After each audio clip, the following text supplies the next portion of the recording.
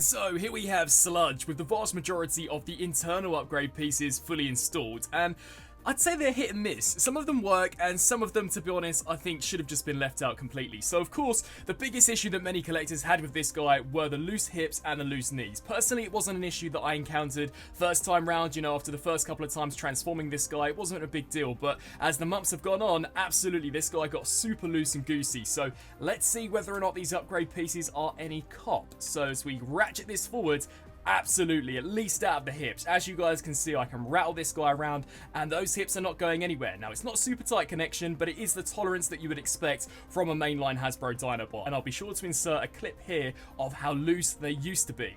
Now, we also added a few gap fillers for the ratchet joints in the knees. And again, yeah, they're a little tighter, not massively tighter, nowhere near to the extent of the hips, but they're decent. Definitely won't just flop over like the previous version. So I'd say that this whole region absolutely is an upgrade. Then we turn to these back wing pieces. Now, as you guys could have seen from that kind of tutorial, we do get these additional components which kind of stick into a hollow gap to prevent these from flapping around. And does it work? So-so. So at least here on this side, it does appear to be holding up a lot better. I mean, this definitely isn't flopping anywhere. I can literally tip this upside down and it doesn't just collapse like it did previously.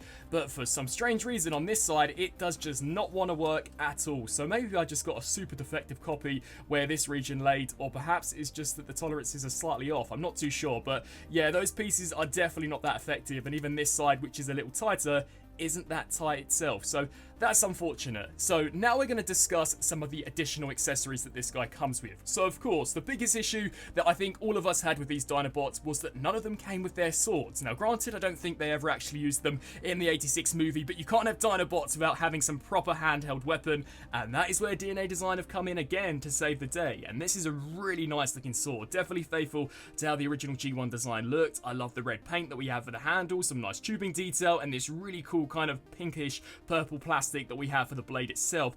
But this sadly has an issue, so as we begin to actually stick it into the hand, I think it's because the handle is too long. But you get to a certain point and not only is it a super tight grip, but you just feel like if you push it any further, removing it is going to be near enough impossible. And if you do try and remove it, I think it could potentially snap the handle clean off. Again, this is just one solid piece of transparent plastic with a bit of paint here for the handle. So that is a shame. I mean, as I just wedge it in ever so slightly further, I can just feel that grip getting tighter and tighter and tighter. And undeniably, I think it's going to break. So that's a shame. I'm only willing to push it, I'd say, to about this extent. And that looks super ugly. So I might actually, after this review, cut that handle in half just enough so that he can grip it, but so that I can remove it easily out of the hand without having to worry about this here snapping off. So that's unfortunate. I do just think it was probably a case of them making the handle too long, as it really didn't need to be that long. They definitely could have halved it in size, in my opinion. Now, if you don't wish to actually store it in the hand, the instructions do state that you can simply peg it here into the shoulder. I think we've seen this with some of the other Dinobots. To be honest, I think it's absolutely ridiculous that they give you this as a form of weapon storage, but it's something that you guys can do. And then as far as other weapons go, he does include this shield, which is mainly a filler piece for when we get him in Dino mode. Now, here for the actual robot mode, we do also get this additional attachment, which we can peg into this mech tech port to kind of have this here acting as a shield. I believe it's supposed to go this way. I mean, it's very tiny, definitely puny, and one that I could never imagine the Dinobots actually wielding, but again, it is a form of storage here in robot mode if you don't have this guy displayed in Dino mode. But at least in my opinion, that looks kind of pathetic and is more along the lines of what we saw from the Slug upgrade kit they brought out a few months back. But that isn't it here for Sludge. So for robot mode, we also get another accessory which is intended for that kind of spud shooter gun that he came with. So as we bring that in, we get a blast effect. Now for this mode, you're going to want to pop off the cap and just set this here off to the side.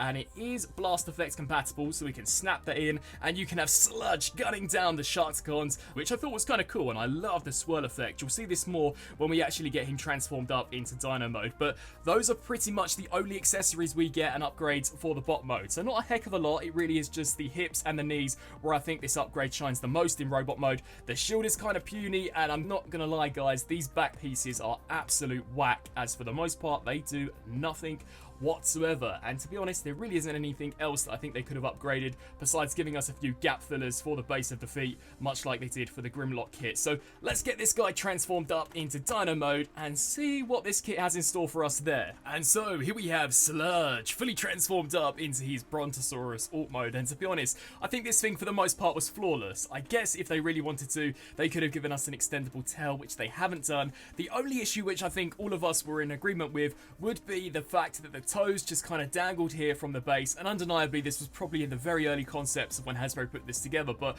I'm almost certain that originally it was intended for these toes here to flip up and fill out this hollow gap. So that was the biggest issue. Have DNA Design fixed that? No, they haven't. I mean, I personally would have thought they would have given us brand new toes which could have actually folded up and concealed this hollow compartment. Instead, what they've given us is this shield that we took a look at in the robot mode as essentially just being a gap filler. Now, I like this and I do think it's effective, but there's no denying it would have been way cooler had they actually found a way to have hinged these toes up into this hollow compartment. That is such a shame, and I mean, I think DNA Design a few years back would have absolutely done that. It just seems that lately they're appearing to get a little lazy in this department, but I'll show you guys how this actually looks. So basically, this tiny slot is going to peg into this tab, and that should line it up for pretty much everything. And another thing I wanted to touch base with is that these additional filler pieces that would kind of keep the backpack from flapping around in robot mode, you don't have to detach these for transformation, they can stay fixed. But just to show you guys how this looks, we just snap that there over the top, and that is the gap filler. Now from certain angles, yeah, it looks cool. I do like the metallic silver, it definitely does match the official offering that we got from Hasbro. But this just is not great at all, guys. I think why this doesn't look the best is because they were still intending you to stick the gun and kind of keep that weapon storage. But 9 times out of 10, I don't think any collector is going to store this kind of spud gun on the underside, so they definitely should have expanded upon this or given us new toes, as I really just overall don't think that's very effective. And that is basically the only upgrade piece that we get here for the Dino mode. The rest of the accessories are for the past Dinobots, and we do get 2 here for Sludge. So we get that blast effect that we took a look at in bot mode. You will want to peg the cap back on, and basically this is just going to slide over the top of that mouth port, and he looks sick. I can imagine him charging up and absolutely blasting those Sharkticods into oblivion. I mean, that looks really cool, and it's kind of a dead match to what we actually saw on the box art, so that's sick. But one of the goofiest scenes from the 86 movie was where Devastator essentially plonks Sludge on the head, and he has these toonish eyes which pop up, and they have actually given that to us in the form of an accessory. So I thought that was kind of cool. I do like the detailing on the goofy eyes, and we do get this kind of gold piece which houses over the top of the head. And it does look cool when you attach it, so I will showcase how that works. It basically does just clip over the eyes, and it does look cool. I'm not going to lie, it does look pretty strange as well. I mean, it does have this additional piece, but it's effective, and you can have him going doom as he's just been clubbed over the head. But removing it is an absolute pain in the arse. The instructions essentially state you sliding it off, which I think is going to cause some serious damage to the paint of the actual eyes of Sludge. So I personally wouldn't recommend to attach that. As you guys can see, I think there's already been a bit of paint stripped there, so that's unfortunate. And in terms of color match, it is a little off. The DNA design piece is a lot darker of a gold when in comparison to the gold that we actually got on this guy. And in terms of the sword weapon storage, again, it is stated that you simply do just peg it into what was originally the side of the shoulder, this time being the back of the leg. Now, just before we wrap up, as alluded to previously, we also do get a few accessories for the previous Dinobots, Slug and Grimlock, those in the form of some blast effects, which are actually quite cool. So here we get this one,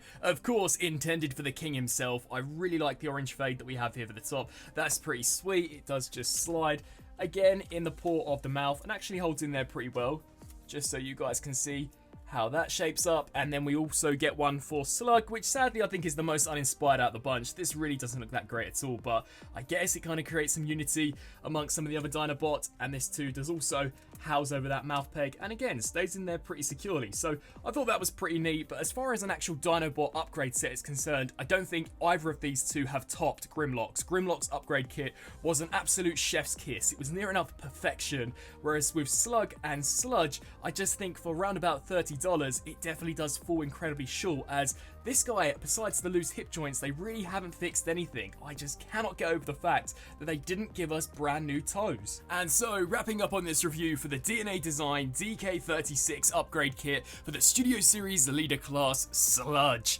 Overall, I'm sorry to say guys, but it's yet again another mediocre release by DNA Design. Now granted, I'll give credit where it's due. In robot mode, those additional gap fillers certainly do fix the hips and the knees, but I don't think it's anything that you guys couldn't do at home. I mean, surely if you just fold over a bit of tin foil a couple of times, I'm pretty certain it would work just as effective. And if you can get kind of a hardened sponge, again, I definitely think it's something you could do yourself. I don't think those kind of additional pieces that we attach onto the back flaps to stop them from flopping around work. I just don't think they work at all, to be honest. I mean, one side kind of works, but the other side is an absolute hot mess, and the side that it does work a little bit on doesn't even really work that well either. And then we jump into the Dino mode itself, and this I just don't think is that great at all. I mean, the biggest issue with his Dino mode was that he had a massive gaping hole which could have easily been concealed by the toes, and they didn't give us alternate toe pieces, which I really think would have made this an almost masterpiece. Instead, they took the lazy option and essentially just slapped an additional panel on the underside, which again I just think is incredibly lazy.